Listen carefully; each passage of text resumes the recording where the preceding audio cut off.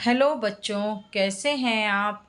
आज हम पढ़ेंगे मधुबन की गरिमा हिंदी पाठमाला 3 का एक नया पाठ। पाठ 14 मोगली आया गांव में। यह पाठ रुडयार्ड किपलिंग जी ने लिखा है। इनका जन्म 1865 में मुंबई में हुआ था। इन्होंने भारत में रहकर पत्रकारिता की। 1907 में एक नोबेल पुरस्कार मिला। नोबेल पाने वाले वह पहले अंग्रेज लेखक थे।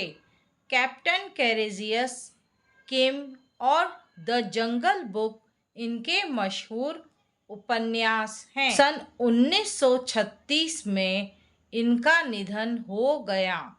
द जंगल बुक में जिस मोगली और जंगली जानवरों का चित्रण है उन्हें भारतीय बताया गया है।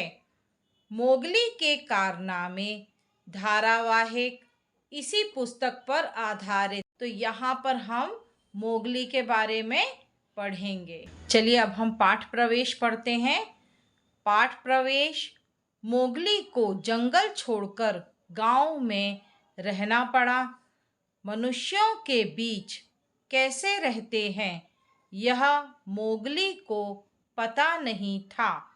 उसका अब तक का जीवन जंगल में जानवरों के बीच रहते हुए जो बीता था, मनुष्यों के बीच रहने पर मोगली को जिन अनुभवों से गुजरना पड़ा वे उसके लिए बिल्कुल नए और आश्चर्यजनक थे।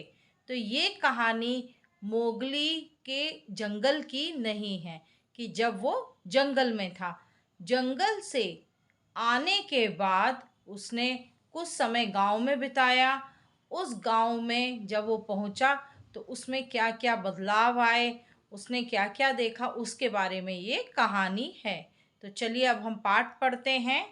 यहाँ से पाठ शुरू होता है। मोगली आया गांव में। मोगली को अपनी ताकत का अंदाज जरा भी नहीं था। जब वह जंगल में रहता था तो भालू, शेर, चीते और भेड़ियों के मुकाबले वह कमज़ोर था और यह बात उसे अच्छे से मालूम भी थी।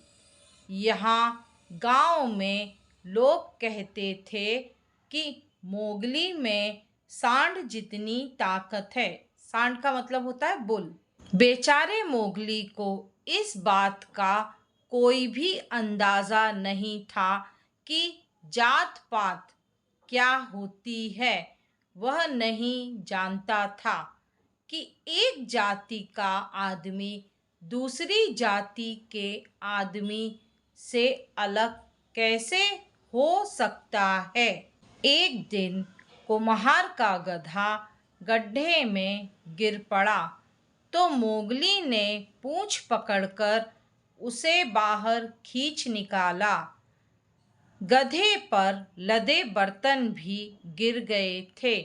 मोगली ने बर्तन वापस जमाने में कुम्हार की मदद भी की ताकि कुम्हार अपने बर्तन कानीवाड़ा के बाजार में बेचने ले जा सके। लोगों के लिए यह बड़े ताज्जुब की बात थी कि मोगली कुम्हार की मदद करे और गधे जैसे जानवर को हाथ लगाए। मोटे पंडित ने मोगली को इस बात के लिए बहुत फटकारा। जब मोगली को लगा कि पंडित कुछ ज्यादा ही डांट रहा है तो उसने पंडित को धमकाया, ज्यादा कुछ कहोगे तो तुम्हें भी गधे पर बिठा दूंगा। यह सुनकर पंडित को बहुत गुस्सा आया। उसने तुरंत जाकर मसुआ के पति से मोगली की शिकायत कर दी। जंगल से भागे मोगली को इसी परिवार ने अपने साथ रखा हुआ था। मोगली को हुक्म सुना दिया गया कि कल से तुम भैंसें चराने जाओगे। यह सुनकर सबसे ज्यादा खुशी पंडित या किसी और को नहीं बल्कि खुद मोगली को हुई। अब इस जिम्मेदारी की वजह से मोगली पूरे गांव का सेवक बन गया था। इस नाते उसी रात मोगली चौपाल पर पहुंच गया। गांव में गूलर का एक बड़ा पेड़ था जिसके नीचे एक चबूतरा बना हुआ था।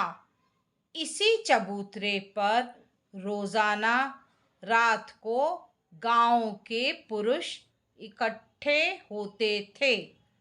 इन लोगों में गांव का मुखिया, कोटवार, चौकीदार, नाई और बलदेव शिकारी भी होते थे।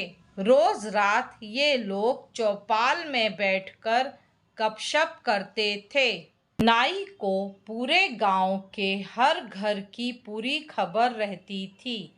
बलदेव शिकारी के पास पुराने जमाने की एक बंदूक थी और वह अपने शिकार की बड़ी शेखी बघारता था। नीचे चबूतरे पर इंसानों की चौपाल बैठती और ऊपर पेड़ पर बंदरों की महफिल जमती।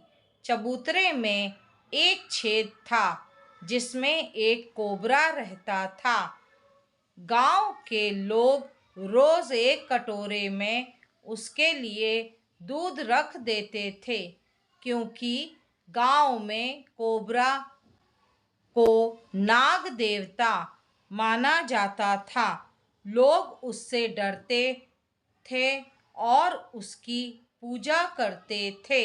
चबूतरे पर गांव के बड़े बुजुर्ग देर रात तक बातें करते रहते। वे एक दूसरे को कभी भगवान की, कभी इंसान की, तो कभी भूतों की कहानियां सुनाया करते। इनमें सबसे जानदार कहानियां बलदेव के शिकार की होती थी।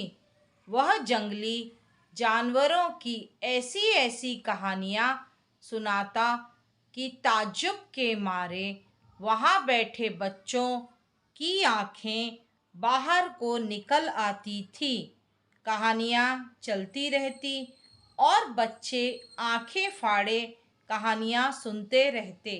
ज्यादातर कहानियां जानवरों के बारे में होती थी, क्योंकि जंगल उनके गांव से एकदम लगा हुआ था। हिरण और जंगली सुअर उनकी फसलें चट कर जाते थे। कभी कभी गांव के दरवाजे के पास से ही शेर किसी इंसान को उठा ले जाता था। मोगली को जंगल के बारे में काफी कुछ मालूम था, क्योंकि उसने इतने बरस जंगल में जानवरों के साथ बिताए थे। यहाँ चबूतरे पर जंगल और जानवरों के बारे में गांव वालों की बातें सुनकर उसे इतने जोर से हंसी आती कि वह घुटनों में मुंह छिपाकर हंसता। अपनी बंदूक गोद में रखे बलदेव एक किस्से के बाद दूसरा और फिर तीसरा किस्सा सुनाता जाता और घुटनों में मुंह छिपाए मोगली अपनी हंसी पर काबू पाने की कोशिश करता रहता। इसका कारण यह था कि कहानियों के जो कारनामे गांव वालों को भयानक जान पड़ते थे, मोगली ऐसे कारनामे पलक झपकते कर दिया करता था।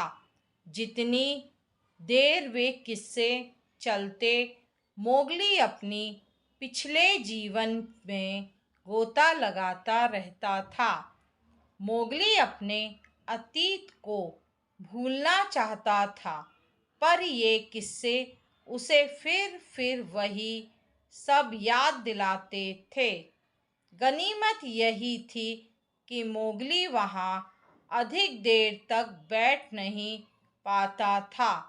भरपूर नींद लेने के लिए उसे समय से सोना होता था, ताकि अगले सुबह फिर जानवरों को चराने के लिए जंगल में ले जा सके।